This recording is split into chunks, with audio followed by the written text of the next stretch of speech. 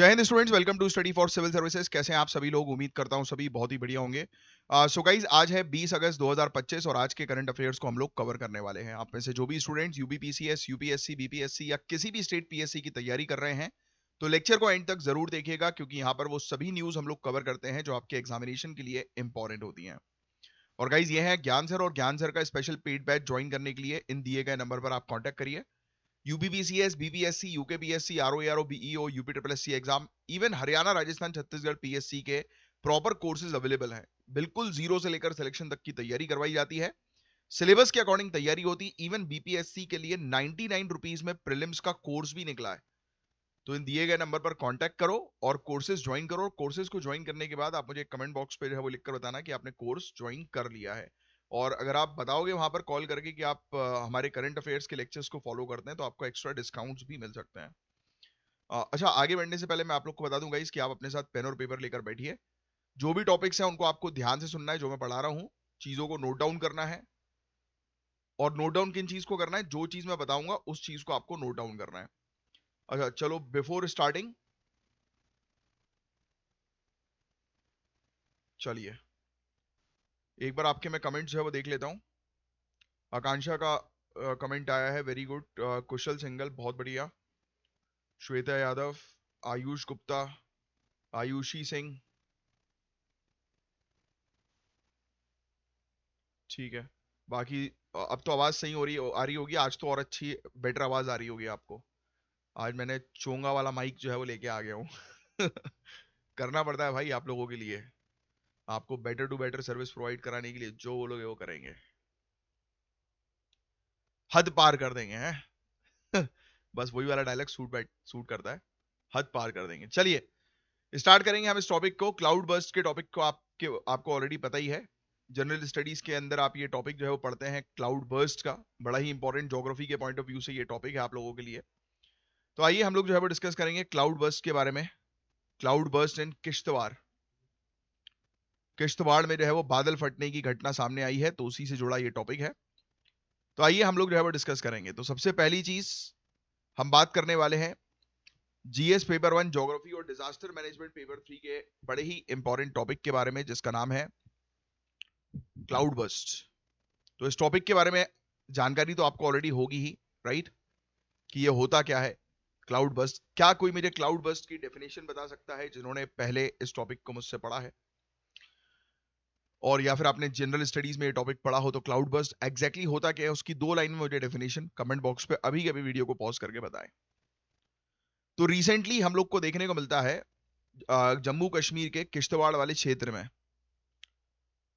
एक एक यात्रा होती है, मचैली माता की यात्रा होती है। वहां पर लोग जाते हैं, श्रद्धालु वगैरह जाते हैं मचैली माता की यात्रा में।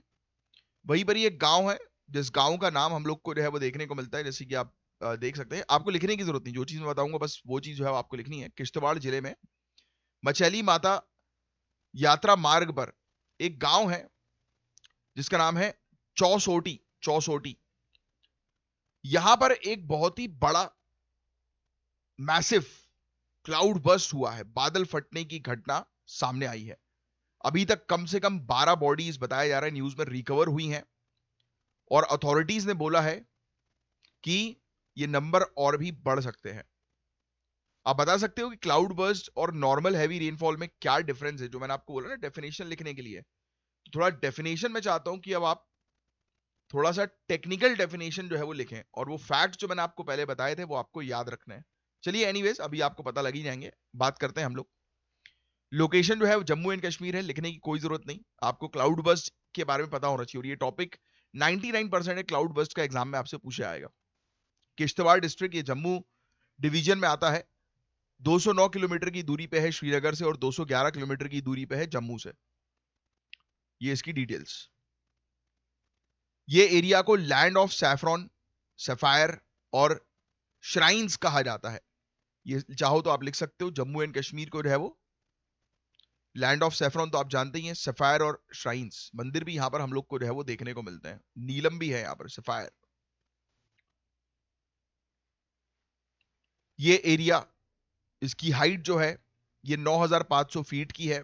बड़े ही हिली एरियाज है, माउंटेनियस रीजन हम लोग को ये देखने को मिलता है। हैवी स्नोफॉल यहां पर होती है। हिमाचल प्लस लद्दाख से सिमिलैरिटी रखता है ये, है ना। तो आपके सिविल सर्विसेज के मेंस के लिए एक फैक्ट बेस्ड क्वेश्चन बन सकता है कि किश्तवाड़ डिस्ट्रिक्ट और उसके इम्प्लीकेशन जो है, या फिर एग्जांपल के तौर पर पूछ सकते हैं आपसे एक स्टेटमेंट बनाकर कि किश्तवाड़ डिस्ट्रिक्ट में जो हादसा हुआ है तो उसका कारण क्या है, या डिजास्टर मैनेजमेंट के पॉइंट ऑफ व्यू से पूछा जा सकता है कि इस प्रकार की घटना जो होती है तो उसमें, क्योंकि जब तक आपको वो घटना पता ही नहीं है कि वहां पर कौन सी घटना हुई, लैंडस्लाइड हुआ, क्लाउड बस्ट हुआ, क्या हुआ, क्योंकि क्लाउड बस्ट के बाद लैंडस्लाइड भी होती है, आप जानते ही हैं। बट आपको इवेंट एग्जैक्टली पता होना चाहिए कि भाई इस क्षेत्र में ये इवेंट हुआ, क्या पता स्टेटमेंट वाइज आपसे ये पूछ लें कि किश्तवाड़ क्षेत्र की घटना को जो है वो डिस्क्राइब करें, और एज अ डिस्ट्रिक्ट कलेक्टर जो है या फिर एसडीएम जो है वो आप क्या करेंगे। तो इस टाइप के भी जो है वो क्वेश्चंस कई बार जो है वो पूछ लिए जो है वो आ जाते हैं, कई बार देखने को मिलता है। नेक्स्ट आगे की जो है वो चर्चा करें थोड़ी सी हम लोग, तो यहां पर जो हम लोग को मचेली माता का मंदिर जो देखने को मिलता है, ये घटना उसी रूट पर हुई। ये मंदिर जो है वो दुर्गा माता जी को डेडिकेटेड मंदिर है। यहां से एनुअल छड़ी यात्रा हम लोग को जो है वो देखने को मिलती है, होती है, जो 1987 से ऑर्गेनाइज हो रही है। और बादल फटने के बाद यात्रा को सस्पेंड जो है वो करना पड़ गया। तो देखो आपसे ये भी पूछा जो है वो जा सकता है कि मचेली माता का मंदिर जो है वो कहां पर है। तो आपको थोड़ा सा जो है वो ध्यान में रखना है, मचेली माता मंदिर जो है ये जम्मू में हम लोग को जो है वो देखने को मिलता है, right, Kishtwar district. Exactly district तो आपसे पूछेंगे नहीं, बट ये चीज आपको पता होनी चाहिए। और यहां पर कौन सी यात्रा जो है वो बड़ी फेमस है, छड़ी यात्रा। तो छड़ी यात्रा जम्मू से एसोसिएटेड है। तो इस बादल फटने की घटना के कारण ये यात्रा को सस्पेंड किया गया, समझे आप। और भी काफी सारी चीजें फैक्चुअल है, जैसे कि ये ट्राइब्यूटरी जो है चेनाब नदी की, उसके नजदीक में ये क्षेत्र जो है वो पड़ता है ना। यहाँ पर आपको बुद्धिस्ट और ठाकुर कम्युनिटीज देखने को मिल जाएंगी, तो वो सब लिखना नहीं है, बस ये छड़ी यात्रा थोड़ा सा ध्यान में रखना, मंदिर का नाम ध्यान में रखना, है ना। चीफ मिनिस्टर ने यूनियन होम मिनिस्टर को ब्रीफ दी है और बोला है कि सभी संसाधन मोबिलाइज किए गए हैं। लेफ्टिनेंट गवर्नर ने कंडोलेंस दिया और आर्मी, पुलिस, एनडीआरएफ, एसडीआरएफ को इमीडिएटली रेस्क्यू के लिए मोबिलाइज किया। अब क्या होता है, दूर दराज के हिली एरियाज के होने की वजह से रेस्क्यू ऑपरेशन जो है वो स्लो हो जाते हैं, राइट। तो ये एक सबसे बड़ा चैलेंज होता है जब जब आप भी जब आगे चल के जब ये सब ऑपरेशंस करेंगे, तो जो डिफिकल्ट टेरेन्स जो होते हैं ना, जैसे ऐसे एरिया, पथरीला इलाका, चढ़ाव चढ़ाव वाला, माउंटेनियस, तो यहां पर जल्दी से फोर्सेस का पहुंचना डिफिकल्ट होता है क्योंकि टेरेन ही वैसा है। अब चेनाब नदी की ट्राइब्यूटरीज के पास है ये, तो फ्लैश फ्लड का रिस्क ज्यादा है क्योंकि एकदम से पानी, वर्षा हुई है काफी तेज, तो पानी का स्तर भी जो है वो काफी तेज हो जाएगा, तो बाढ़ होने की संभावना काफी ज्यादा होती है। बादल फटने की घटनाएं जो है वो फ्रीक्वेंटली हिमालय में हो रही हैं। फिर इसके अलावा जो श्रद्धालु जो है वो वहां तक पहुंच नहीं पा रहे, तो फिर ऑब्वियस ही बात है कि इससे कल्चर से इफेक्ट हो सकते हैं। देखो इसका डायरेक्ट रिलेशन कल्चर से है, क्योंकि जब लोग जो है वो उस एरिया पर पहुंच नहीं पाएंगे, उस पर्टिकुलर क्षेत्र पर जहां पर वो श्रद्धालु दर्शन करने जा रहे हैं, इस प्रकार की घटनाओं के चलते, तो ये तो डायरेक्टली क्लाइमेट चेंज, जलवायु परिवर्तन से रिलेटेड। तो आप देखो क्लाइमेट चेंज के टॉपिक पे आप मेंस के अंदर एक और एक्स्ट्रा पॉइंट डाल सकते हो। वो पॉइंट ये है कि क्लाइमेट चेंज की वजह से कल्चर भी इंपैक्ट होता है, क्योंकि ऐसी जो प्लेसेस है जहां पर लोग विजिट करते हैं, जो उनके कल्चर से जुड़ी है, जो उनके रिलीजन से जुड़ी है, तो जलवायु परिवर्तन जो है वो उनको भी तबाह कर रहा है कि नहीं। हिमालयन इकोसिस्टम काफी कमजोर है, इंफ्रास्ट्रक्चर वीक होता है वहां का, तो वहां पर डिजास्टर, आपदा का रिस्क और ज्यादा है कंपैरेटिवली अदर प्लेसेस के मुकाबले, है कि नहीं। ठीक है। रेस्क्यू चैलेंजेस मैंने आपको ऑलरेडी जो है बताए हुए हैं। टाइम पर कम्युनिकेशन नहीं हो पाता, आर्मी और एनडीआरएफ वहां पर प्रेजेंट है, बट वेदर और टेरेन ने काम जो है वो स्लो कर दिया है। ठीक है। अच्छा, इसमें इन्होंने क्लाउड बस्ट के बारे में मेंशन नहीं किया, इसमें घटना के बारे में बस मेंशन्ड है। बट गाइज मैं चाहूंगा कि आप लोग जो है वो आज क्लाउड बस्ट के टॉपिक को जो है वो कवर करें, है ना। हमारे यहाँ पर नोट्स में तो अवेलेबल नहीं है आज के, वैसे ये टॉपिक जो है वो मल्टीपल टाइम्स रिपीट होता है। और वैसे भी आप अगर 2026 के एग्जाम की तैयारी कर रहे हैं, तो आपके एग्जाम से आपको 1.5 साल पहले के करंट अफेयर्स पढ़ने हैं ही, राइट।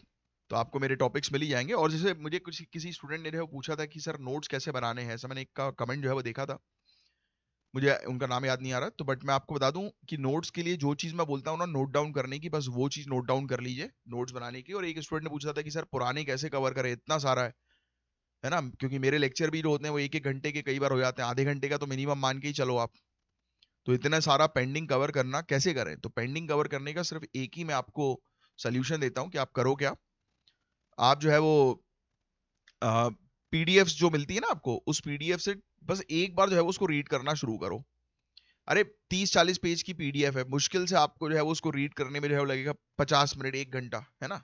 तो 1 घंटे में एक दिन की पीडीएफ आपकी कवर हो गई। तो 3-3 दिन का टारगेट लेके चलो पुराना, कि भाई मैं हर दिन जो है वो आज का तो करूंगा प्लस 3 दिन और का करूंगा करंट अफेयर। जब आप करते रहो और उसके बाद फिर आप देखो कि अच्छा ये वाला मुझे टॉपिक समझ में नहीं आया, तो आप उस डेट के पे जाकर जो है वो वाला टॉपिक समझ लो, उसमें कौन सी बड़ी बात है, समझे। तो ये प्रैक्टिस जो है फॉलो करो तो आपके लिए बेटर रहेगा। अच्छा कुछ कुछ टॉपिक्स ऐसे होते हैं जो मैं आने वाली डेट्स पे जो है वो कवर करा देता हूँ, वो आपको अलग ही सन में आ जाएगा, तो संडे वाले दिन पे आपको मिल जाएगा या लास्ट लास्ट पे जो है वो आपको मिल जाएगा, है ना। हालांकि अभी तो कोशिश यही है कि अभी तो जितने भी टॉपिक्स आते हैं उनको हम लोग जो है वो कवर कर लें, बट ड्यू टू समटाइम्स कुछ टाइमिंग की कमी होती है, या फिर कई बार ऐसा होता है कि कोई टॉपिक के बारे में मुझे और जानकारी निकालनी रहती है, तो मैं आपको बोल देता हूँ कि ये टॉपिक बाद में कराऊंगा। बट वैसे आप रेगुलरली फॉलो करते रहोगे ना हमारे लेक्चर्स को, क्योंकि करंट अफेयर्स के टॉपिक्स मल्टीपल टाइम्स रिपीट होते हैं, और आपकी 1.5 साल की जर्नी में ये टॉपिक्स जो है वो कम से कम 3 से 4 बार आप सिमिलर टॉपिक्स पढ़ोगे, क्योंकि आप में से जो लोग मुझे फॉलो कर रहे हैं एटलीस्ट 2-1 महीने से, तो आपको ऑलरेडी पता है कि क्लाउड बस के टॉपिक कम से कम 3 बार 4 बार तो अपन पढ़ ही चुके हैं, है ना। अब इसलिए यहाँ पर शायद इन्होंने नोट्स में नहीं दिया। एनीवेज आप आज प्रिपेयर करके रखिए क्लाउड बस के टॉपिक को अच्छे से, क्योंकि ये टॉपिक जनरल स्टडीज का है ना, करंट अफेयर्स का नहीं है, बट फिर भी मैं करंट अफेयर जनरल स्टडीज को साथ में लेते हुए कवर कराता हूँ। तो आपके लिए आज का टास्क है क्लाउड बस्ट के बारे में प्रॉपर डेफिनेशन आपको पता होनी चाहिए, प्रॉपर उसकी जानकारी, एटलीस्ट 250 वर्ड्स आपके क्लाउड बस्ट के बारे में प्रिपेयर्ड रहना चाहिए। यही तो है मेंस की तैयारी। आप अगर हमारे यहाँ से तैयारी कर रहे हो इस दिए गए नंबर पर कांटेक्ट करके, नहीं कर रहे हो तो इस दिए गए नंबर पर कांटेक्ट करके कर लो, या कहीं और से भी तैयारी कर रहे हो तो ये इंश्योर करो कि क्लाउड बस्ट का टॉपिक आपके पास कवर्ड होना चाहिए। एटलीस्ट 250 वर्ड्स के नोट्स आपके पास रेडी होने चाहिए क्लाउड बस्ट के। नोट्स क्या, एक प्रॉपर आंसर, ठीक है। तो बस यही है यार, अर्ली वार्निंग सिस्टम हम लोग लगाएं, ट्रेन वॉलंटियर्स पर फोकस करें, है ना, इंफ्रास्ट्रक्चर को जो है वो मजबूत बनाएं, स्ट्रॉन्ग करें, क्योंकि इस प्रकार की घटना जलवायु परिवर्तन के कारण बार बार नजर आ रही है। जो श्रद्धालु हैं उनकी सेफ्टी के लिए वहां पर शेल्टर्स तैयार करें, बेटर कम्युनिकेशन नेटवर्क्स जो है वो तैयार करें, डिजास्टर रिस्क को रिड्यूस करने के लिए प्रॉपर प्लानिंग होनी चाहिए, श्रद्धालुओं का मैनेजमेंट होना चाहिए प्रॉपर तरीके से, क्योंकि ये सब एरियाज जो है वो काफी सेंसिटिव एरियाज हैं, और जलवायु परिवर्तन का इंपैक्ट इन एरियाज पे ज्यादा देखने को मिल रहा है। लगातार इस प्रकार की घटनाएं बढ़ती जा रही हैं, तो हमें एक्शंस लेने की सख्त आवश्यकता है। Anyways next topic, 30 tribal students Andaman and Nicobar island के दिल्ली आए हैं और 79th इंडिपेंडेंस डे सेलिब्रेशन में इन्होंने पार्टिसिपेट किया है। ये विजिट एक नेशनल इंटीग्रेशन टूर आरोहण द्वीप टू दिल्ली का हिस्सा है। तो आप सबसे पहला टाइटल लिखेंगे आरोहण द्वीप टू दिल्ली, आरोहण द्वीप टू दिल्ली। नाम से क्या समझ में आ रहा है, द्वीप आइलैंड, आइलैंड से जो है वो दिल्ली तक लेकर जाना। National integration tour, next line national integration tour, किसने इसको ऑर्गेनाइज किया, नेक्स्ट लाइन ऑर्गेनाइज पे लिख दो अंडमान एंड निकोबार कमांड, और लोकल एडमिनिस्ट्रेशन और डिफेंस ने सपोर्ट किया ही है, डिफेंस स्टाफ ने, इंटीग्रेटेड डिफेंस स्टाफ, ठीक है। तो ये एक नेशनल इंटीग्रेशन टूर है, मतलब कि हमारे आइलैंड्स भी हैं वहां से भी लोगों को लाया जा रहा है दिल्ली में, just because to make sure कि कोई भी टेरिटरी हमारी कंट्री की आइसोलेटेड फील ना करे, मतलब ये फील ना करे कि यार हम तो नेशन से अलग हैं, है ना, ऐसी फीलिंग्स ही ना आए। तो इसलिए देखो स्टूडेंट्स को वहां से लाया गया, 30 ट्राइबल स्टूडेंट्स को लाया गया टू मेक श्योर कि वहां पर किसी भी प्रकार की ऐसी भावना ना आए कि इंडिया से उन्हें आइसोलेटेड रखा है, राइट। तो ये नेशनल इंटीग्रेशन टूर है या उसका हिस्सा हम लोग को देखने को मिल रहा है, समझा, बड़ी इंपॉर्टेंट चीज थी ये। तो थोड़ा सा मैं आपको प्रोग्राम की डिटेल्स बताता हूं आरोहण के बारे में, क्योंकि मेन आपको यही चीज समझनी है, इसलिए मैंने आपको टाइटल भी यही लिखवाया, आरोहण द्वीप टू दिल्ली। अब सुनो, ये एक 7 दिन का नेशनल इंटीग्रेशन टूर है। नेक्स्ट लाइन में आप लिख दोगे 7 days tour. 7 days tour. Objective क्या होता है कि जो ट्राइबल युवा जो है, जो आदिवासी युवा है, उनमें सेंस ऑफ बिलोंगिंग, यूनिटी और एक्सपोजर क्रिएट करना। क्या क्रिएट करना? उनके उनके अंदर एक सेंस ऑफ बिलोंगिंग, उनके अंदर एक भावना क्रिएट करना। आदिवासी समुदाय के युवाओं में राष्ट्रीय एकता की भावना, अपनत्व की भावना, ये विकसित करना है कि उनको ये ना लगे कि वो आइसोलेटेड है। Are you getting this? तो ये इसका एम पूरा लिख लेंगे आप।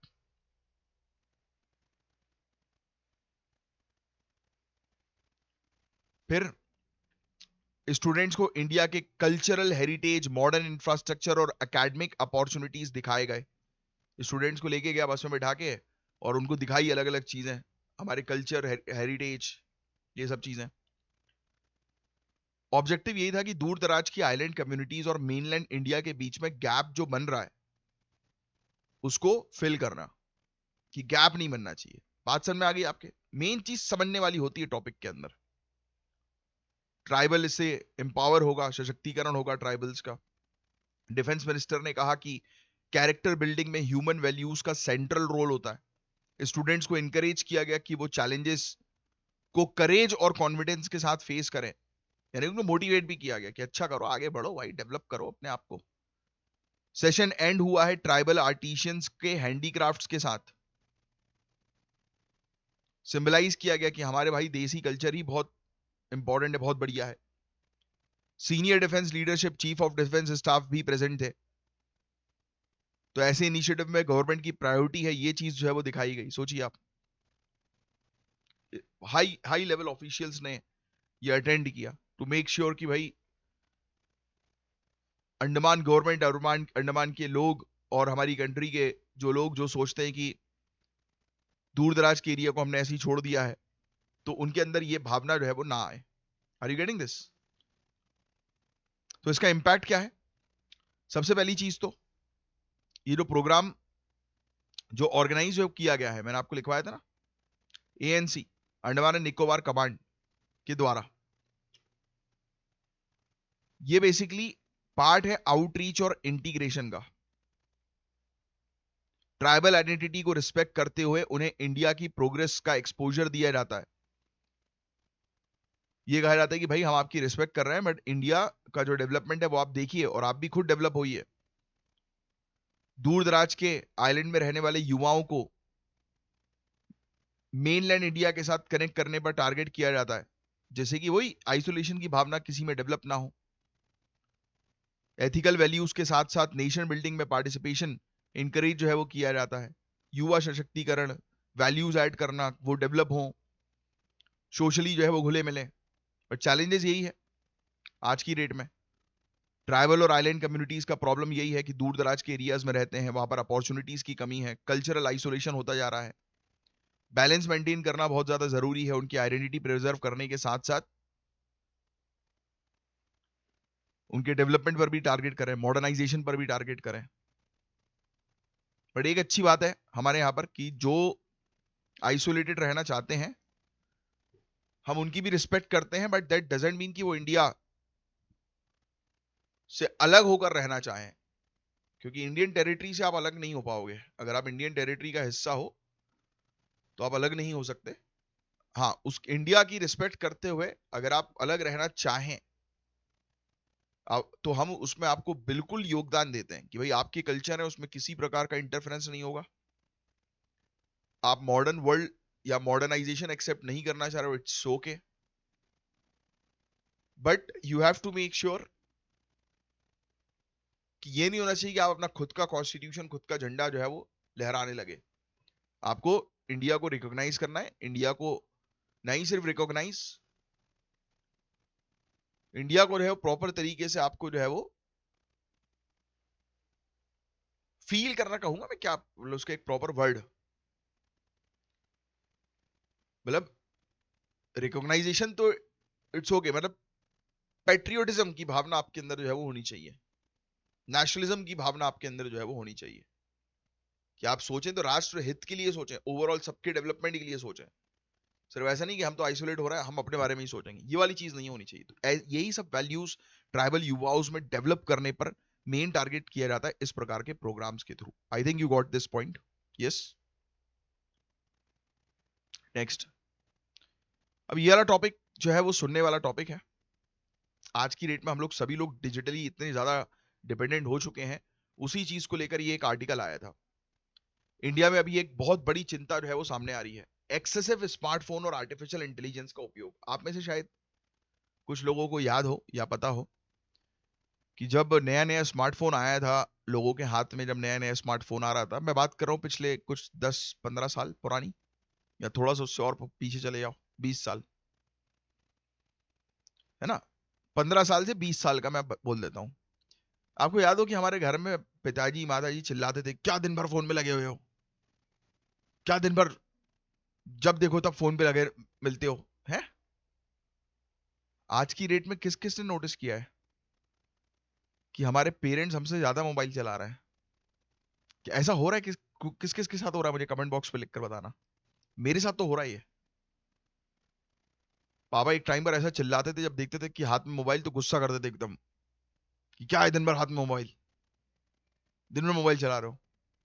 आज की डेट में रोज मेरे पास पापा का गुड मॉर्निंग आता है, व्हाट्सएप वाला, वो फॉरवर्ड वाला नहीं होता, भगवानों की फोटो वोटो रोज सभी ग्रुप में फॉरवर्ड कर रहे हैं, और वो भी बकायदा भाई साहब अपने नाम के साथ।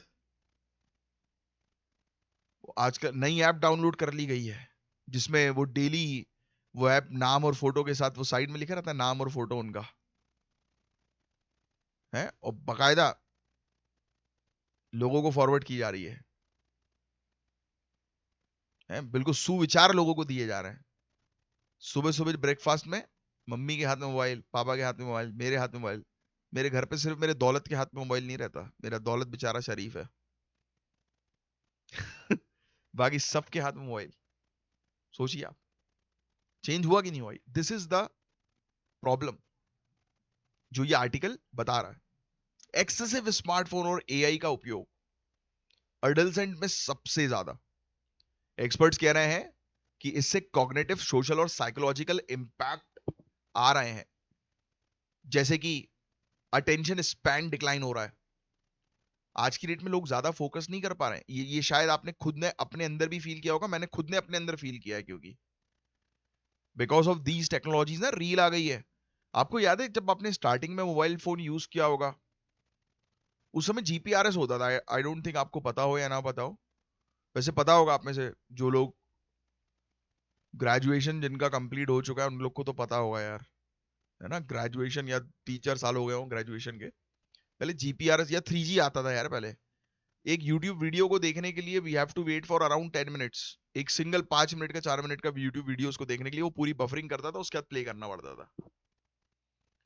People use to wait to watch things, but right now what is happening, लोगों को वेट ही नहीं करना। 2 मिनट के लिए अगर इंटरनेट बंद हो जाए ना, स्टक हो जाए कोई वीडियो, अंदर से ऐसी गुस्सा आती है कि फोन उठा के फेंक दो, हट। बताओ है कि नहीं? सच बोल रहा हूँ कि नहीं? सही सही बताओ। ये मेरे साथ तो होता है, ऐसा नहीं कि सिर्फ आपके साथ होता होगा, मेरे साथ तो भी होता है। इन फोन्स ने मेरा भी दिमाग खराब किया हुआ है। 2 मिनट के लिए पिक्चर चल रही है, स्टॉप हो जाए, बफरिंग हो जाए, तो ऐसा लगे कि क्या है यार ये इंटरनेट। तो ये पता क्या हो रहा है कि हमारा डोपामीन की संख्या जो है ना वो एक्सेसिव मात्रा में रिलीज हो रही है, इसीलिए हम कहीं पर एक जगह पर फोकस नहीं कर पा रहे। And this is very wrong for your preparation guys, very wrong. क्योंकि आप जब फोकस नहीं कर पाओगे ना पढ़ाई, फिर लोग बोलते पढ़ाई में मन नहीं लग रहा, बिकॉज आपका मन तो वहां पर लग रहा है ना। आपने अपने मन को ही ऐसा बना लिया कि आप एक जगह पर लंबे समय तक फोकस नहीं करोगे। लोगों को शॉर्ट में चाहिए पूरी चीजें फटाफट। जितनी शॉर्ट में चीज अंदर जाती है ना, उतनी शॉर्ट में चीजें बाहर निकल जाती हैं। ये बात भी याद रखना।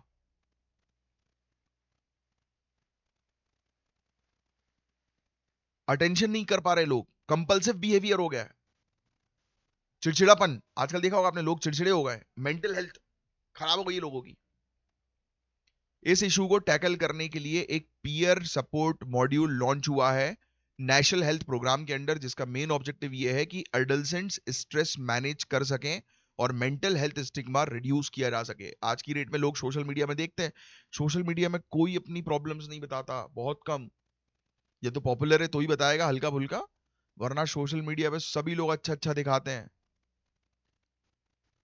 और ऑब्वियस सी बात है, व्हाट्सएप स्टेटस सोशल मीडिया इसलिए, बट जब हम देखते हैं फेसबुक पे, अरे यार ये दोस्त के ने तो नई गाड़ी खरीद ली यार, अरे यार ये तो साला कुछ नहीं करता था, आज की डेट में इसका पैसा कहां से आ गया यार, ये बड़े बड़े महंगे रेस्टोरेंट में दिख रहा है यार।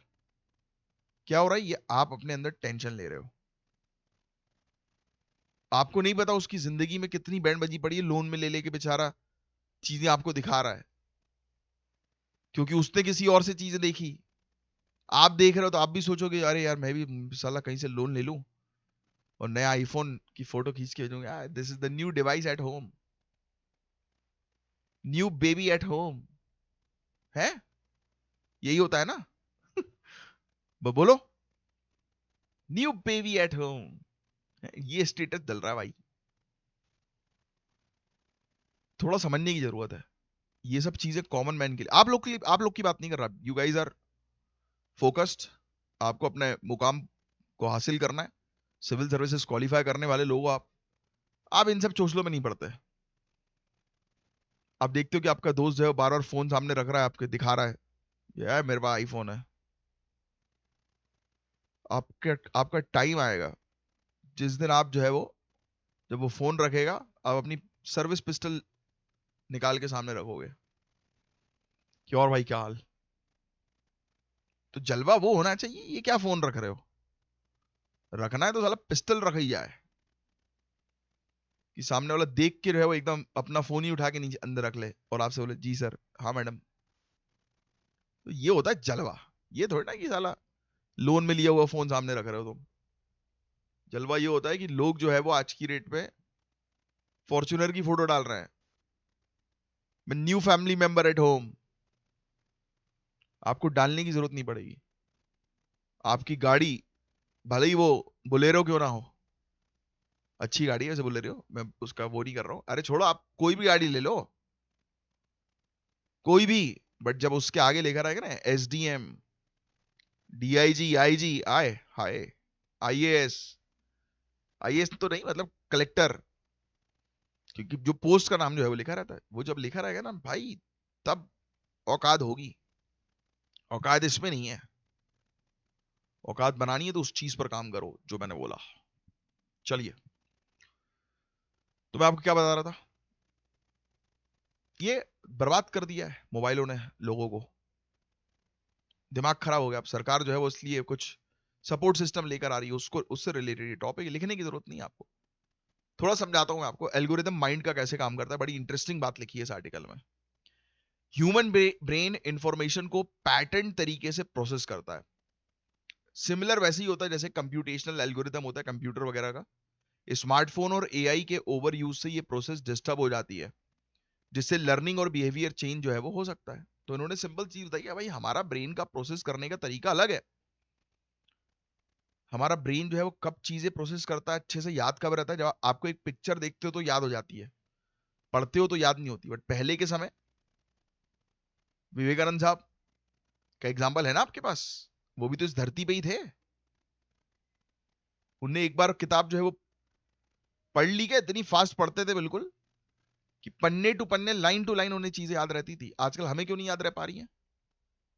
क्योंकि हमारा दिमाग दूसरी चीजों में व्यस्त है। भाई दिमाग की एक कैपेसिटी है, तुम पूरे दिन भर में 1000 रील्स देख लोगे, तुम्हें नहीं पता तीसरी रील चौथी रील में क्या था भूल गए। होता है ऐसा, ऑब्वियस ही बात है। 1000 रील तुमने देख ली, अरे ब्रेन की कैपेसिटी नहीं है इतना सब कुछ कैप्चर करने की, तो कहां से याद रहेगा? इसलिए लोग भूलते ही आ रहे हैं। समझ जाओ भाई, जो लोग गड़बड़ी कर रहे हैं, ये सब टाइम वेस्ट कर रहे हैं, टाइम वेस्ट नहीं करना है। एसर रिपोर्ट 2024, गांव क्षेत्रों में रहने वाले जो हम लोग को युवा देखने को मिलते हैं, एडल्सेंट्स, 14 से लेकर 16 साल की उम्र में 90% के पास स्मार्टफोन्स हैं, और 82% जो है वो अच्छा उनको चलाना जो है वो अच्छे से आता है, बिल्कुल कुशल है, बिल्कुल प्रोफिशिएंट है। कि हाँ भाई रील बनाते, पाउट बना के फोटो खिंचाएंगे भाई। कंटेंट क्रिएटर हो अच्छी बात है, पैसा मिलेगा उससे, कोई लोड नहीं, बट टाइम वेस्ट करने के लिए ये चीज कर रहे हो तो बुरी बात है। कंटेंट अच्छा मिल रहा है तो अच्छी बात है, देख रहे हो, नॉलेज गेन कर रहे हो। प्रेमानंद महाराज जी के देखो सत्संग, तब तो लगेगा हाँ यार तुम कहीं प्रोडक्टिव डायरेक्शन में। और मैं तो आपको बता रहा हूँ लिटरली, आपने एक हफ्ता सिर्फ आपको रोज एक एपिसोड देखो, 30-40 मिनट का जो आता है प्रेमानंद महाराज जी का, उनका तो वैसे 1 घंटे वाला आता है सत्संग, सिर्फ 30 मिनट का एक डेली देखो उनका। मैं आपको बता रहा हूँ एक हफ्ते में तुम्हारी, और देखना मतलब सिर्फ देखना नहीं है, पता देख रहे हो दिमाग कहीं और चल रहा है कि आज बड़ी अच्छी लग रही थी वो वाली ड्रेस पहन के आई थी, ये काम नहीं करना है। अगर देख रहे हो प्रेमानंद महाराज जी का सत्संग तो पूरा फोकस उस पर होना चाहिए आपका। मैं आपको बता रहा हूँ गारंटी, एक हफ्ते के अंदर आपके अंदर चेंजेस आपको खुद दिखाई देंगे। बहुत शक्तिशाली व्यक्ति है वो, बहुत शक्तिशाली व्यक्ति नहीं, वो तो परमात्मा ही है भाई। देखना एक बार, मुझे भी किसी ने बोला था तो मैंने शुरू किया वो चीज देखना, और मुझे खुद चेंजेस अपने अंदर नजर आए। आप भी देखिए, क्योंकि पहले मैं क्या करता था, मैं गलती, आपने जैसे मेरे पुराने लेक्चर्स में जो है वो सुना होगा, मेरे आसपास गैंगस्टर भी होते थे, कुछ करप्टेड लोग के साथ भी मेरी डीलिंग्स होती थी। उनको देखने के बाद मैं आजकल ऐसे लोगों के साथ बैठ ही नहीं रहा हूं, आ ही नहीं रहे, वो अपने आप दूर हो गए मुझसे, पता नहीं कैसे। पहले हर दिन जो है वो कॉल आता था रात में 1 बजे 2 बजे, अरे पार्टी चल रही है आ जाओ, बैठते हैं फार्म हाउस पे, बॉटलें वॉटलें खुलेंगी है, ये सब चीज है। समझ रहे हो आप बात को? अब सब बंद, ब्रेन वॉश हो जाएगा आपका, और ब्रेन वॉश होने के बाद आप रिएक्टिव हो गए। मैं ये नहीं कह रहा हूं, आप अगर किसी और धर्म से बिलोंग करते हो, आपके धार्मिक गुरु जो भी हैं, एक को फॉलो करो, सुनो उनको रेगुलर, फिर देखो आप जलवे अपने अंदर। यहीं पर लोग गलती करते हैं, उनको उल्टी सीधी चीजें जो है वो देखनी है, आए बैगन उसी में हंस रहे हैं, हाँ हाँ हाँ क्या बोला है भाई। फोकस सही चीजों पर, बहुत सारी चीजें दुनिया में आसपास, बट आपको फोकस रखना है अपनी, जो आपके लिए आपकी ग्रोथ और डेवलपमेंट के लिए बेटर हो। ईवाई रिपोर्ट 2024, अरे करंट लग रहा है मुझे। ईवाई रिपोर्ट 2024, इसमें भी अर्थिंग का इशू है ये माइक में। मैं वो चोंगे वाला माइक लेके आया हूं, जैसे वो भजन मंडली में नहीं वो होता है, मेरा पुराना रखा हुआ था एक, बहुत टाइम पुराना, तो उसमें मेरे ख्याल से कुछ अर्थिंग का इशू आ रहा है, क्योंकि ये करंट मार रहा है। चलिए, ईवाई रिपोर्ट बोलती है 2024 की, इंडियन एवरेज 5 घंटे एक दिन फोन पे बिताता है, 70% एंटरटेनमेंट और सोशल मीडिया के लिए इन 5 घंटों में। और वही सोचो 70% अपनी ग्रोथ और डेवलपमेंट में लगा दो, 30% एंटरटेनमेंट करो। मैं ये नहीं बोलता कि एंटरटेनमेंट बंद ही कर दो तुम लोग, वो पॉसिबल ही नहीं और करना भी नहीं चाहिए, मैं खुद नहीं करता बंद, एंटरटेनमेंट चलते रहने देना चाहिए, बट काम के समय काम, अपनी प्रायोरिटी पर फोकस करो।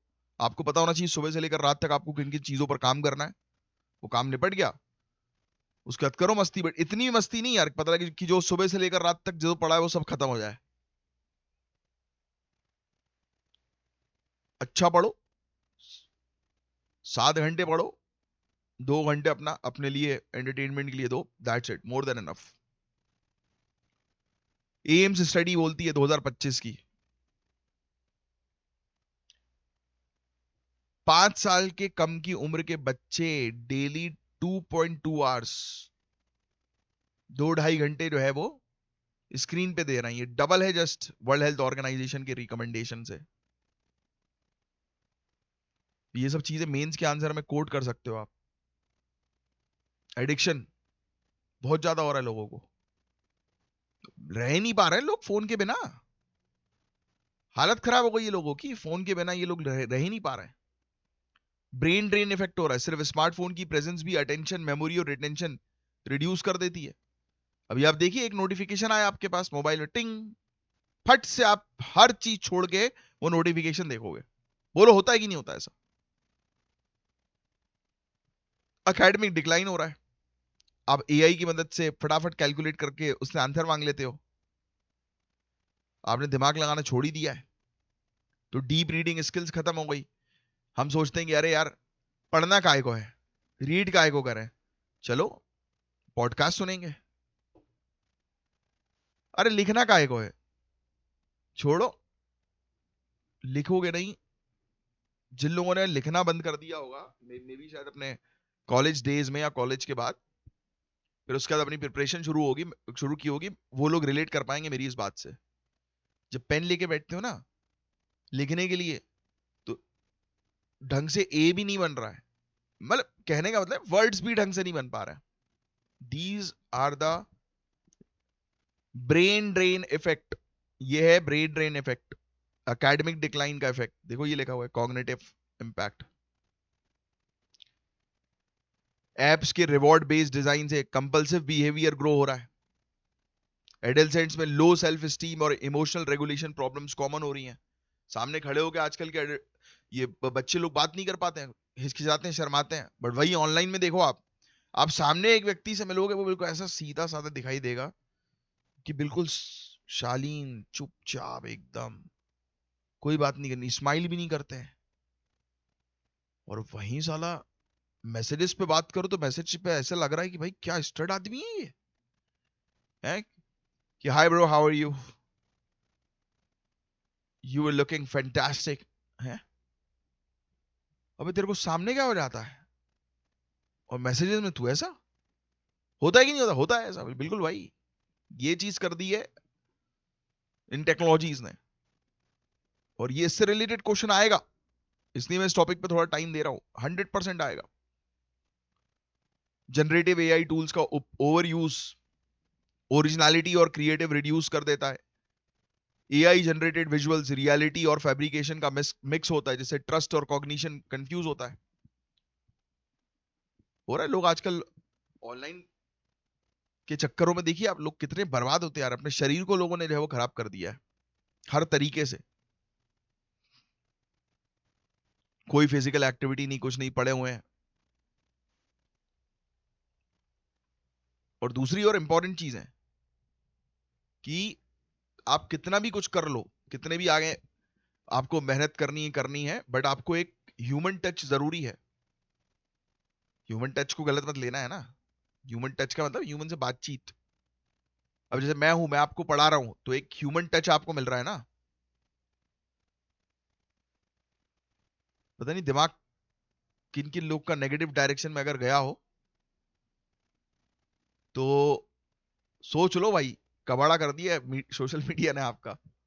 इसी को तो अपन को डिटॉक्स करना है यार। यही सब चीजें तो अंदर गंदगी जो है उसको बाहर निकालना है, और ये आप लोग के लिए बहुत जरूरी है। Social disconnection, face to face interaction कम हो गया। देखो लिखा भी है, जो चीज मैं आपको बता रहा हूं ऐसी नहीं लिखा हुआ है, बिल्कुल जो चीज है बिल्कुल क्लियरली लिखी है। कम्युनिटी बॉन्ड वीक हो गया है। पहले लोग एक दूसरे के घर पे जाते थे, आजकल क्या बोलते हैं, हम नहीं जा रहा। इससे ईगो क्लैशेस भी हो गए। वो हमारे घर नहीं आता तो हम क्यों आए। हमारी तो आज फोन, व्हाट्सएप पे शादी के कार्ड्स भेजे जाते हैं। पहले लोग घर पे आते थे, शादी का कार्ड देना है। आजकल व्हाट्सएप पे, और व्हाट्सएप पे मेरे पास, मैं आपको जानू, मेरे पास कोई व्हाट्सएप पे कार्ड भेजता है, मैंने कहा हक, मैं कभी नहीं आने वाला। तो मेरे घर पे आओगे, शादी के कार्ड दोगे, तब आऊंगा। व्हाट्सएप पे नहीं आता मैं, फोन वोन पे नहीं आऊंगा भाई। जो चीज होती है वो प्रोटोकॉल्स होते हैं, वो प्रॉपर प्रोटोकॉल्स होते हैं भाई। मैं अपने एक अच्छे दोस्त के उसमें नहीं गया, मुझे बोलता यार क्यों नहीं आया। और शराब के लिए उसने मुझे फोन किया कि भाई सस्ती वो मिलिट्री कैंटीन से शराब की व्यवस्था करवा दो यार। हो गई उसकी व्यवस्था, हमने पूरी करवाई, पूरी पेटियां भिजवाई गई है। बट ये चीज लगी कि मैंने कहा यार, तुमने काम के लिए फोन करने कर दिया और तुम्हारा काम हमने करवाया, बट हमारे घर पे तुम नहीं आए। तो भाई हर चीज का एक प्रोटोकॉल होता है। और आप लोग भी अगर सेल्फ रिस्पेक्ट कमानी है अपनी जिंदगी में, तो नियम, रूल्स, रेगुलेशंस, प्रोटोकॉल्स पे फोकस करो। प्रोटोकॉल से हटोगे तो अपनी वैल्यू खो दोगे, और किसी को एक्स्ट्रा वैल्यू देने की जरूरत नहीं है जब तक वो आपको ना दे। हर किसी के पैर पड़ने की जरूरत नहीं है, पकड़ने की जरूरत नहीं, लाचार बनने की जरूरत नहीं है। आप अपने आप में सक्षम हो, सिविल सर्विसेज की तैयारी कर रहे हो यार, आपको इतना नॉलेज है हर चीज का, फिर जब एग्जाम क्वालिफाई हो जाएगा फिर सोचो क्या होगा। तो गिड़गिड़ाने की, रोने की किसी के सामने कोई जरूरत नहीं है। कमजोर लोग गिड़गिड़ाते हैं, आप लोग नहीं हो। जिसने ये तैयारी ही शुरू कर दी वो कमजोर है ही नहीं। तो ह्यूमन टच की मैं बात कर रहा था। एक और चीज है, लोग जो है वो डॉक्टर से कंसल्ट नहीं करते हैं, गूगल से पूछ लेते हैं या चैट जीपीटी से पूछ लेते हैं। कभी गलती मत करना, इतना गंदा उलझोगे। अभी मैंने कल परसों एक न्यूज देख रहा था, एक आदमी की तबीयत बहुत भयानक खराब हो गई जस्ट बिकॉज वो कुछ अपनी डाइट प्रैक्टिसेस जो है वो कर रहा था उससे। आपको एक ह्यूमन के सपोर्ट की जरूरत है हमेशा लाइफ में। जो कर रहा है ये गलतियां कभी मत करना, उलझ जाओगे बहुत गंदा, समझे। ट्रेडिशनल रीडिंग लर्निंग प्रैक्टिसेस खत्म ही हो गई।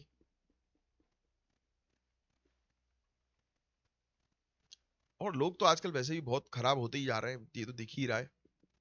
सोशल मीडिया पे ऐसे ऐसे वीडियोस आते हैं, उससे लोगों का ब्रेन वॉश कर दिया जाता है। अभी डॉग्स को लेकर देखिए आप, बेचारे बेकसूर कुत्ते बेचारे घर के बाहर। मैं, मेरी खुद की लड़ाई हुई थी, मेरे घर के सामने आते हैं कुछ डॉग्स, मैं उनको खाना देता हूँ। अभी मेरी नेबर से लड़ाई हो रही है मेरी। वो दिन भर जब देखो तब हट हट हट करते रहते हैं कुत्तों को। गलत बात है ना भाई। वो बेचारा अपने रास्ते जा रहा है, उसको हट हट हट, तभी तो चिढ़ता है, तभी तो काटते हैं कुत्ते फिर, कि साले हम अपने रास्ते चल रहे हैं। पहले के लोग कितने अच्छे हुआ करते थे, डॉग्स लोग को जो है वो खाना खिलाया करते थे, घर में खुद खाना बनता था तो एक रोटी अलग से डॉग्स के लिए रखते थे। वो तो बेचारे लाचार जानवर है, तुम्हारे हाथ में हाथ पैर है, तुम्हारे कमाने की तुम्हें शक्ति दी है ऊपर वालों ने, तो ऊपर वाले की बनाई गई चीजों का भी तो कद्र करो यार। अजीब हो गए लोग। यही तो कलयुग है भाई, चीजें नष्ट होने वाली है बहुत जल्दी। बट जल्दी का मतलब 500,000 साल तो मान के चलो। तो इंडिया में अभी नेशनल डिजिटल वेलबींग पॉलिसी नहीं है। पेरेंट्स को अवेयरनेस की कमी है, अर्ली साइंस एडिक्शन की इग्नोर कर देते हैं पेरेंट्स। यही तो वजह है कि लोग डिप्रेशन में जा रहे हैं। क्यों? क्योंकि आसपास रहने वाला कोई है ही नहीं। लोगों को मजा आ रहा है सिर्फ चैटिंग में। कब तक मजा करते रहोगे चैटिंग में? कभी तो आपको बिल्कुल रियलिटी में जाना पड़ेगा ना।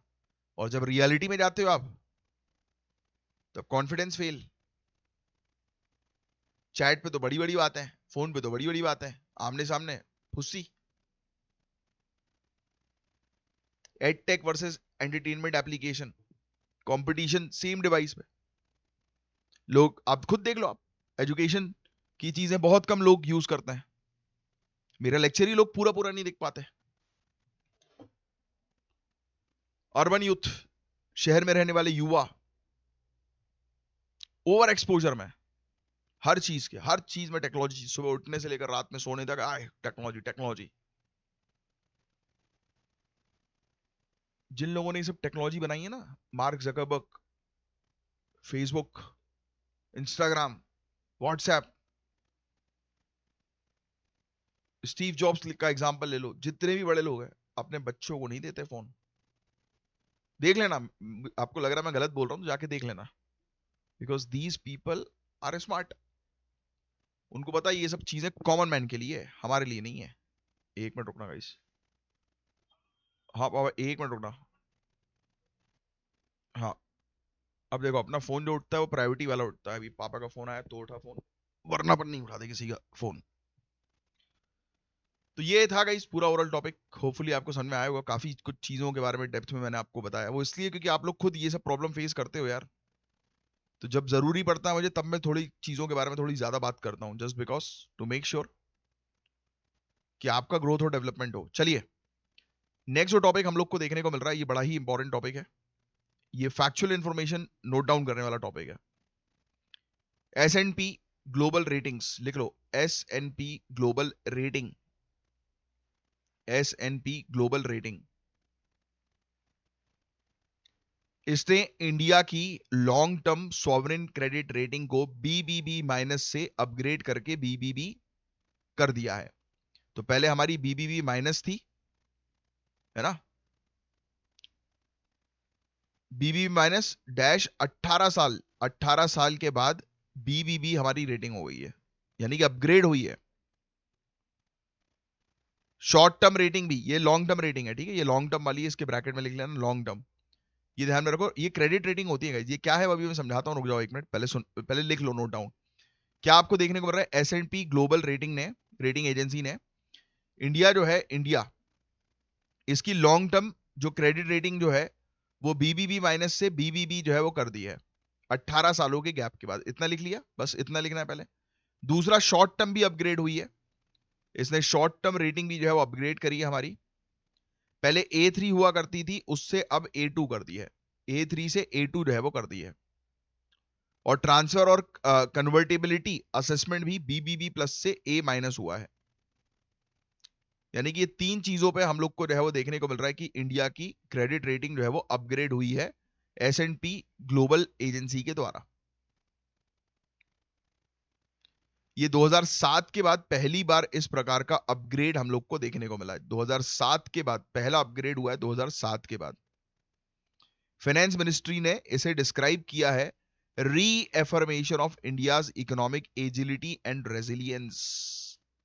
ये चीज जो है वो इन्होंने इस चीज के बारे में जो है वो कही है, reaffirmation of India's economic agility and resilience under stable leadership. मतलब कुल मिलाकर वो यही बोल रहे हैं कि भाई हमारी लीडरशिप अच्छी है और इसीलिए हमने देखो किस प्रकार से जो है वो भारत निर्माण किया है, एक प्रकार से, है ना, इकोनॉमिक आर्थिक निर्माण किया है, राइट, भारत का निर्माण हुआ है हमारे अंडर।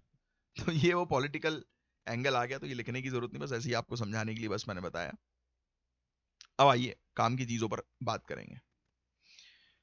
तो एज आपने फैक्ट्स लिख लिए कि हमारी रेटिंग अपग्रेड हो गई है, ठीक है, तीनों जगह से अपग्रेड कर दी हमने हमारी रेटिंग को। अब समझना चीजों को। दुनिया की लीडिंग क्रेडिट रेटिंग एजेंसी है जिसका हेडक्वार्टर है न्यूयॉर्क में, लिख लो, S&P ग्लोबल रेटिंग दुनिया की लीडिंग क्रेडिट रेटिंग एजेंसी है। इसका हेडक्वार्टर कहां पर है? न्यूयॉर्क सिटी में। इसका ऑब्जेक्टिव क्या है? क्रेडिट रिस्क पर इंडिपेंडेंट ओपिनियन प्रोवाइड करना। किस पर? क्रेडिट रिस्क पर। ये इंडिपेंडेंट ओपिनियन जो है वो प्रोवाइड कराती है क्रेडिट रिस्क पर, जो है ये बताती है कि भाई आप फॉर एग्जांपल आप लोन ले रहे हो तो सही टाइम पे लोन चुकाया जा रहा है कि नहीं जा रहा, तो उस तरीके की जानकारी देती है कि एक कंट्री के अंदर जो है वो अगर कोई इन्वेस्टर अगर इन्वेस्ट करे तो कहीं उसका पैसा ना डूब जाए, है ना, उस तरीके की चीज है। तो जब जब किसी कंट्री की इसको देखकर, यानी कोई कोई इन्वेस्टर है वो किसी कंट्री की ये रेटिंग देखता है, इसको देखकर वो इन्वेस्टमेंट करता है, समझे आप? तो इन्वेस्टर के लिए कॉन्फिडेंस क्रिएट करना भी इसका एक ऑब्जेक्टिव होता है कि इन्वेस्टर को सही जानकारी मिले। अब अपग्रेड की बात करें तो लॉन्ग टर्म रेटिंग देखो बीबीबी माइनस से बीबीबी हो गई, शॉर्ट टर्म रेटिंग A3 से A2 हो गई, और फर्स्ट सॉवरेन अपग्रेड ये 18 सालों में पहली बार हम लोग को देखने को मिला। फिर जीडीपी ग्रोथ जो है वो सस्टेन हो रही है, ये देखा इन लोगों ने कि हाँ भाई जीडीपी ग्रोथ लगातार होती आ रही है इंडिया के अंदर। सरकार का एक्सपेंडिचर भी अच्छा हो रहा है, right, quality of government spending भी अच्छी हो रही है। फिर ये लोग जो है वो चेक करते हैं किस प्रकार की पॉलिसीज है, मैक्रो पॉलिसीज, है ना, मॉनेटरी पॉलिसीज किस तरीके की बनाई जा रही है। फिर आपने डेट को यानी कि कर्जे को कम किया कि नहीं किया, ये भी चीज जो है वो देखी जाती है। तो ये सब देखने के बाद फिर ये रेटिंग्स जो है वो दी जाती हैं। तो इंडिया रुपी जो है वो मजबूत हुई है, 87.66 से 87.58 पर डॉलर जो है वो हुई, राइट। तो ये चीज आप लिख सकते हो। 10 साल का बॉन्ड यील्ड जो है वो 7 पैसे पॉइंट से जो है वो गिरा, 6.38% पे चला गया। गवर्नमेंट बॉन्ड का मार्केट भी जो है वो अच्छा बढ़ा। तो फॉरेन इनफ्लो जो है वो एक्सपेक्टेड है। तो बस आप ये ध्यान रखो कि ये कंट्री का फाइनेंशियल सिस्टम कैसा है, उस चीज की जानकारी देता है ये पूरा रेटिंग सिस्टम, ठीक है। अब एक्सपर्ट्स जो है वो क्या कह रहे हैं? एक्सपर्ट्स ये कह रहे हैं कि ये अपग्रेड जो है वो ये बताता है कि इंडिया जो है वो अच्छी फिस्कल पॉलिसीज, ट्रांसपेरेंसी और स्ट्रक्चरल रिफॉर्म्स पर काम कर रही है अच्छी तरीके से। कोविड के इशू के बाद से इंफ्रास्ट्रक्चर पे और ग्रोथ जो है वो नजर आ रही है, जिसने स्थिति को और बेहतर कर दिया इंडिया के लिए। तो ये एक पॉजिटिव इंपैक्ट हम लोग को देखने को मिल रहा है। बट अभी भी रिस्क और चैलेंजेस तो अभी भी हैं। अगर अगर प्रॉपर तरीके से मैनेजमेंट जो है वो नहीं किया गया, क्योंकि ऑलरेडी देखो हम लोग कर्जे में तो ऑलरेडी हैं, एनपीए की प्रॉब्लम ऑलरेडी हैं। तो बेसिक जो प्रॉब्लम्स है उसको उस पर काम करना आज की डेट में बहुत ज्यादा जरूरी है हमारे लिए। That's it. नेक्स्ट, गुवाहाटी के institute of advance study in science and technology IASST, इन्होंने एक स्टडी पब्लिश की है फूड केमिस्ट्री 2025। लिखना नहीं है वाला, ये इतना इंपॉर्टेंट नहीं है। रिजल्ट क्या सामने आया? फर्मेंटेड फूड्स, जो सड़ाए सड़ाए जाते हैं ना, जो कुछ पर्टिकुलर खाने को सड़ा कर बनाया जाता है, फर्मेंटेशन जिसको हम लोग बोलते हैं, तो फर्मेंटेड फूड्स में जो बायोएक्टिव पेप्टाइड्स होते हैं उनकी हेल्थ बेनिफिट्स अलग अलग पॉपुलेशन में वेरी करती है। मतलब कुछ आपको पता है ना कि यार कुछ माइक्रो ऑर्गेनिज्म से चीजों को जो है वो सड़ाया जाता है ना, और फिर वो सड़ने के बाद जो है वो उसको खिलाया जाता है लोगों को। काफी सारी ऐसी चीज होती हैं। शराब बेस्ट एग्जांपल है, बट वो बुरी चीज है, अच्छी चीज नहीं है, है ना। तो काफी सारी चीजें हैं। तो इन्होंने बोला कि अलग अलग लोगों पर इस चीज का अलग अलग असर पड़ता है। ये स्टडी में सामने आ रहा है। तो नॉर्मल सी बात है, ये बता रहा है कि भाई जेनेटिक डाइवर्सिटी के बारे में जो बता रहा है। और देखो जेनेटिक डाइवर्सिटी से रिलेटेड ऐसे ही सेम टॉपिक को पहले भी हम लोग कवर कर चुके हैं। यस, तो ये पेप्टाइड प्रेसिशन न्यूट्रिशन स्ट्रेटजी के लिए हेल्पफुल हो सकता है, स्पेशली इंडिया जहां पर जेनेटिक और कल्चरल डाइवर्सिटी है। तो इसको और बेहतर तरीके से स्टडी करके पता लगा सकते हैं कि भाई हाँ, इस फलाना व्यक्ति को ये चीज देंगे तो ये असर कर, उसमें इस तरीके का असर होगा। तो बस यही चीज है। अब बायोएक्टिव पेप्टाइड्स जो है वो क्या होते हैं? शॉर्ट प्रोटीन फ्रेगमेंट्स होते हैं, 2 से 20 अमीनो एसिड्स इसमें हम लोग को देखने को मिलता है। फर्मेंटेशन प्रोसेस के दौरान जो है ये बनते हैं। एग्जांपल कर्ड, इडली में, है ना, फर्मेंटेड फिश में अपनी anti microbial properties, anti oxidant properties के लिए जाने जाते हैं, इम्यून मॉड्यूलेटरी प्रॉपर्टीज के लिए जाने जाते हैं। तो ये लिखने की जरूरत नहीं, आपको पता ही ऑलरेडी। ब्लड प्रेशर और शुगर रेगुलेट करते हैं, ये इन्फ्लेमेशन रिड्यूस करते हैं, हाइपरटेंशन, डायबिटीज, मेटाबॉलिक डिसऑर्डर के लिए इंपॉर्टेंट होते हैं, जो आज की डेट में हमारे सबसे बड़े चैलेंजेस है ना। बस यही चीजें हैं और कुछ नहीं है इसके अंदर। ये वाला बस इतना ही है, काम का नहीं है। इस टॉपिक में ज्यादा चीजें नहीं है, जितना मैंने आपको बताया सुनने के लिए बस इंपॉर्टेंट है, बट बाकी उतना कुछ खास नहीं है। अब देखो ये है थोड़ा खास टॉपिक जिस पर आपको फोकस करना है। पहली बार कारगिल डिस्ट्रिक्ट लद्दाख की अपने फ्रेश एप्रीकोट, एप्रीकॉट किसको कहते हैं हम लोग? कोई बताएगा मुझे कमेंट बॉक्स में लिखकर? एप्रीकॉट जो है वो किस चीज, हिंदी में जनरली हम लोग एप्रीकॉट किस चीज को कहते हैं? कमेंट बॉक्स में लिख कर बताओ। बहुत, ये तो बेसिक चीज है, ये तो पता ही होनी चाहिए आपको। यहां पे लिखा है ताजा खुबानी, खुबानी बोल रहे हैं, बट एप्रीकॉट का एक और वर्ड है, कॉमनली आप समझ जाओगे। कमेंट बॉक्स में बताओ। तो देखो यार, सऊदी अरेबिया के कंज्यूमर्स के लिए लॉन्च किया गया है ये एक, आप कह सकते हैं, प्लेटफॉर्म। ये इवेंट रियाद के लुलु हाइपर मार्केट में हुआ, जो और टाइमिंग भी बड़ी इंपॉर्टेंट थी, इंडिया के 79th इंडिपेंडेंस डे सेलिब्रेशन के दौरान। वन डिस्ट्रिक्ट वन प्रोडक्ट का इनिशिएटिव है। अब देखो एप्रीकॉट्स कहाँ के फेमस है, तो आप ध्यान में रखिएगा, कारगिल डिस्ट्रिक्ट, इंडिया के कारगिल डिस्ट्रिक्ट के लिए जाने जाते हैं। ठीक है, तो ये फैक्ट बड़ा इंपॉर्टेंट है जो आपको ध्यान में रखना है। इसका साइंटिफिक नेम वगैरह जो है ना, ये थोड़ा सा ध्यान में रख लो, ये चीज आपसे एग्जाम में पूछी जा सकती है। ये लिख लो, प्रूनस अर मैनियाका, और रोजा एकिया फैमिली से ये बिलोंग करते हैं। बड़े टेस्टी होते हैं भाई, खाना चाहिए, ये ब्रेन के लिए भी अच्छे होते हैं। फ्रूट्स छोटे येलो ऑरेंज कलर के होते हैं, एक हार्ड सीड के साथ होते हैं। ड्रॉट, सूखे में भी ये आराम से उग सकते हैं, ड्रॉट रेजिस्टेंट है। Vitamin A, iron, natural sugar इसमें होता है। ठीक है, इंडिया में लद्दाख, हिमाचल, जम्मू कश्मीर, उत्तराखंड में पाए जाते हैं। ठीक है, लद्दाख फेमस है अपने प्रीमियम वैरायटीज के लिए। जरदालू, ये जरदालू खुबानी, ये लिख लेना यार, ये लिखा है ना, ये जरदालू या खुबानी कहाँ के हैं? लद्दाख के हैं। ये फैक्ट ध्यान में रखना, लद्दाख के एप्रीकॉट्स। ठीक है, लद्दाखी और कश्मीरी डाइट का पार्ट है ये ट्रेडिशनली। ठीक है, इंपॉर्टेंटली ये कैश क्रॉप हम लोग को देखने को मिलता है। APEDA, agriculture and process food product export development authority ने लुलु हाइपर मार्केट के साथ पार्टनरशिप की और गवर्नमेंट ने फर्दर सपोर्ट अश्योरेंस दिया। तो वहां पर भी हम लोग को सऊदी साइड्स भी देखने को मिलता है ना, ये सब चीजें नजर आती हैं। वन डिस्ट्रिक्ट वन प्रोडक्ट के बारे में आप जानती हैं, इस इनिशिएटिव के बारे में, कि हर एक डिस्ट्रिक्ट का पर्टिकुलर एक प्रोडक्ट, एक यूनिक प्रोडक्ट जो है वो रिकॉग्नाइज किया जाए। तो ये पूछ सकते हैं आपसे, कारगिल एप्रीकॉट्स, दैट्स इट, बाकी और कुछ नहीं है इसमें। इंडिया का अर्थक्वेक प्रिपेयर्डनेस, तो ये लिख लो भाई, लिखो नहीं, मतलब ये टॉपिक आप मुझे बताओ कि इसका क्या होगा करेक्ट आंसर। ध्यान से पढ़ो वीडियो को पॉज करके। आपको बता दें 59% इंडिया जो है वो अर्थक्वेक प्रोन जोन में आता है, 2 से लेकर 5 तक के। तो पहला स्टेटमेंट बिल्कुल करेक्ट है। दिल्ली जो है वो जोन 4 में होता है, ना कि जोन 5 में, ये फैक्ट आपको पता होने चाहिए। 2001 भुज अर्थक्वेक 7.9 मैग्नीट्यूड का हम लोग को देखने को मिला। भूकंप एप्लीकेशन जो है वो लॉन्च करी है नेशनल सेंटर फॉर सेस्मोलॉजी ने, एनडीआरएफ ने नहीं, नेशनल सेंटर फॉर सेस्मोलॉजी ने। ठीक है, तो ये चीज थोड़ी सी ध्यान में रखेंगे आप लोग। नेक्स्ट ये क्वेश्चन है, ट्राई करो इसका आंसर देने की। United nation sustainable development goal की रिपोर्ट 2025 की रिपोर्ट के बारे में क्वेश्चन है। लगभग 9.1% दुनिया की पॉपुलेशन हंगर फेस कर चुकी है 2013 में, बिल्कुल सही लिखा है। दूसरा स्टेटमेंट गलत है।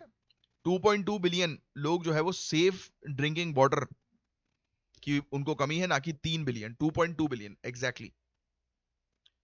यूथ एम्प्लॉयमेंट नियरली 3 गुना ज्यादा है, अनएम्प्लॉयमेंट सॉरी, यूथ अनएम्प्लॉयमेंट 3 गुना ज्यादा है अडल्ट्स के। एम्प्लॉयमेंट, यूथ एम्प्लॉयमेंट बहुत ज्यादा है भाई, बहुत ज्यादा। अनएम्प्लॉयमेंट मतलब। सस्टेनेबल डेवलपमेंट गोल नंबर 14 जो है